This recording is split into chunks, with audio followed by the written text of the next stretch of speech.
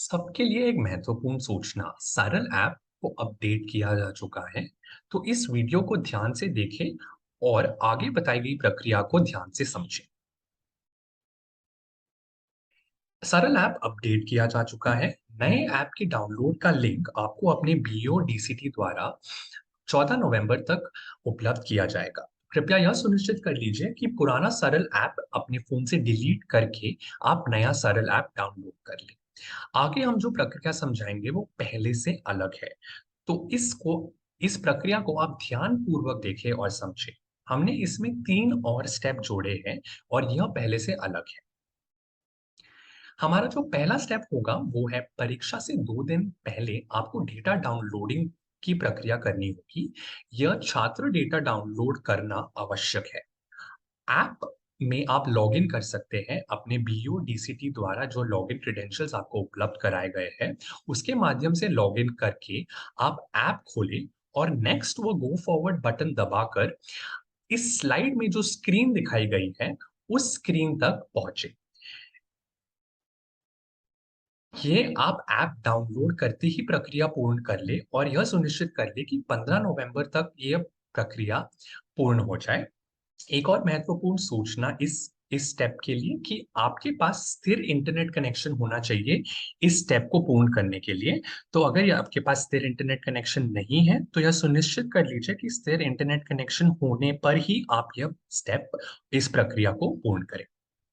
जैसा कि आपको इस स्लाइड में दिखाया गया है, आपको 5 स्क्रीन दिखेंगी और जब आप 5वें स्क्रीन तक पहुंचेंगे, इस स्क्रीन पर आकर डेटा डाउनलोडिंग की प्रक्रिया पूर्ण होगी। दूसरा स्टेप है परीक्षा से 1-2 दिन पहले आप छात्र विवरण की सूची बना लें।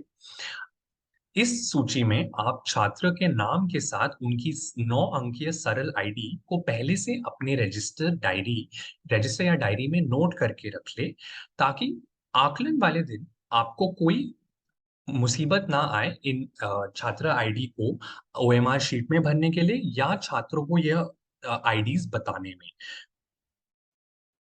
जो हमारा लास्ट स्टेप होगा इसमें, तो हमारे पहले 2 स्टेप हो गए। इसके बाद जो हमारे पहले की तरफ स्कैनिंग की प्रक्रिया है, वो आकलन और स्कैनिंग की प्रक्रिया है, वो पूर्ण की जाएगी।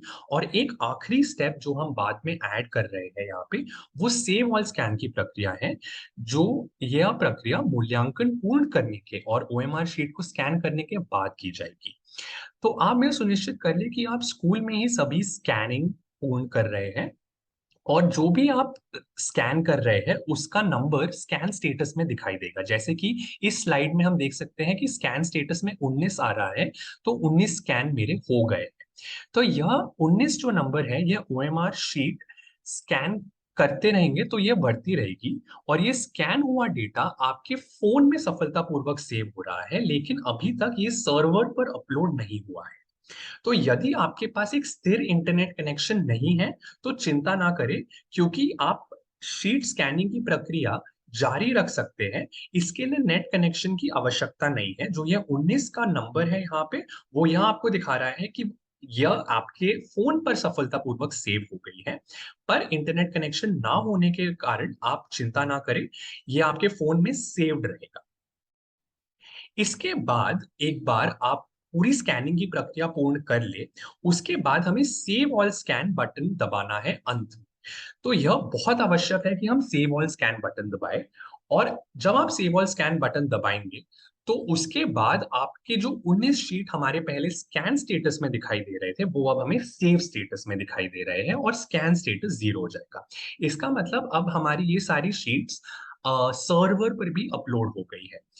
तो यह सुनिश्चित कर लीजिए कि सेव ऑल स्कैन बटन तभी दबाएं जब आपकी सारी शीट स्कैन हो चुकी हो। और बहुत ही महत्वपूर्ण कि सेव ऑल स्कैन बटन तभी दबाएं जब आपके पास एक स्थिर इंटरनेट कनेक्शन हो। तो स्कैनिंग की प्रक्रिया आप बिना इंटरनेट कनेक्शन के भी कर सकते हैं, पर सेविंग की प्रक्रिया, जो सेव ऑल स्कैन बटन जब आप दबाएंगे, वो प्रक्रिया आप सिर्फ तभी कर सकते हैं जब आपके पास एक स्थिर इंटरनेट कनेक्शन हो। तो यह सुनिश्चित कर लीजिए कि सेव ऑल स्कैन बटन दबाने से पहले आपके पास एक स्थिर इंटरनेट कनेक्शन हो। तो कक्षा 4 से 8 में किस तरीके से आकलन किया जाएगा, इस वीडियो में आपको समझाया जाएगा। इस आकलन के 3 मुख्य बिंदु रहेंगे: प्रश्न पत्र, ओएमआर शीट एवं सरल ऐप।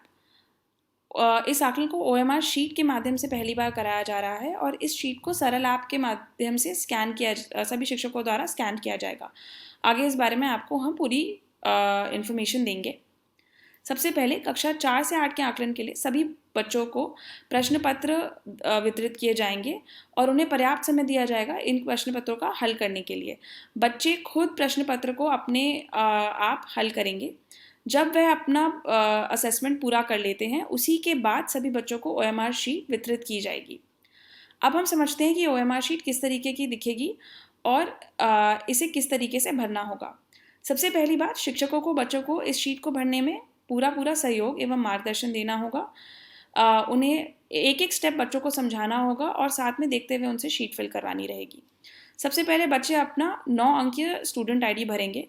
यह स्टूडेंट आईडी सरल ऐप के माध्यम से सभी टीचर्स को पहले से प्रोवाइड कर दिया जाएगा, जिसकी सूची वह बनाकर अपने रजिस्टर में अलग से रख सकते हैं और बच्चों को असेसमेंट के समय दे सकते हैं।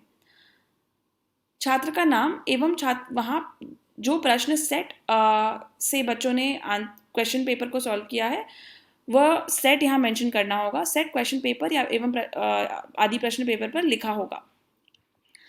विद्यार्थी ने जिस उत्तर को अपने प्रश्न पत्र में चुना है, उसी उत्तर पर वह गोला बनाएंगे और बाकी गोलों को वह खाली छोड़ देंगे।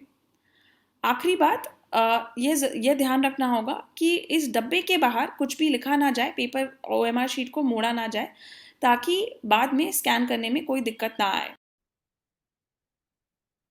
अब यह समझ लेते हैं कि कक्षा 4 से 8 के लिए आकलन की 7 स्टेप प्रक्रिया कैसी दिखती है।